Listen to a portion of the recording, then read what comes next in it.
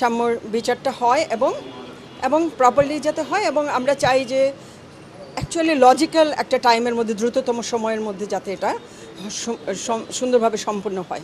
তো স্বরাষ্ট্র উপদেষ্টা মহোদয় এবং ওনার যে টিম, ওনারা ছিলেন সবাই বিষয়টা মনোযোগ দিয়ে শুনেছেন। আমাদের ভিসি স্যার মূল পয়েন্টগুলো বলেছেন। এই কয়েকদিনের অগ্রগতি, আমরা যে শাহবাগ থানার সাথে দফায় দফায় দেখা করেছি, এই কথাগুলো বলেছেন এবং বলে পয়েন্টগুলো দিয়েছেন। দেওয়ার পরে স্বরাষ্ট্র উপদেষ্টা মহোদয় এটা শুনেছেন মনোযোগ দিয়ে এবং তিনি নোট নিয়েছেন, এবং ওনার দিক থেকে উনি বলেছেন ওনারা এমনিতেও চেষ্টা করছেন এবং ওনারা বলেছেন এবং ফার্দার এটা যাতে মানে ফেসিলিটেট হয় সেইভাবে ওনারা এটা এগিয়ে নিয়ে যাবেন। আপনারা অলরেডি জানেন যে আমরা 48 ঘন্টা একটা আলটিমেটাম দিয়েছিলাম শাহবাগ থানার প্রতি। তো যেখানে হচ্ছে আমরা এক্সপেক্ট করছিলাম যে আশানুরূপ অগ্রগতি দেখব।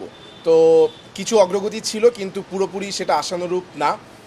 বিশেষ করে যেহেতু আজকে পঞ্চম দিনে আমরা আছি, যে সাম্য হত্যার এখনও যারা মূল হোতা, যারা পুরো গ্রুপটা ছিল, পুরো গ্রুপটাকে এখনও ধরা হয়নি। তো স্বরাষ্ট্র উপদেষ্টা আমাদেরকে আশ্বস্ত করেছে যে ডিবিতে ডিটেকটিভ ব্রাঞ্চে হচ্ছে ইনভেস্টিগেশনটা ট্রান্সফার করা হবে। এর পাশাপাশি ল মিনিস্ট্রি থেকে জানানো হয়েছে যে এটা স্পেশাল ট্রাইব্যুনালের মাধ্যমে এটার বিচার ব্যবস্থা করা হবে। তো আমরা কিছুটা আশ্বস্ত হয়েছি, কিন্তু এখনও পুরোপুরি না। আমরা তখনই আশ্বস্ত হব যখন আমাদের চোখের সামনে সেই 10 থেকে 12 জন যাদেরকে ধারণা করা হচ্ছে এবং মূল যে সাসপেক্ট যে হচ্ছে স্ট্যাপ করেছে তাকে যখন আমরা থানায় দেখব এবং সে যখন বিচারাধীন হবে, তখনই আমরা পুরোপুরি আশ্বস্ত হব। তো আমাদের পরবর্তী যা কার্যক্রম যাই হয় সেটা আমরা অবশ্যই ক্যাম্পাস থেকে আমরা নির্ধারণ করে তারপরে হচ্ছে আপনাদের উদ্দেশ্যে জানাবো।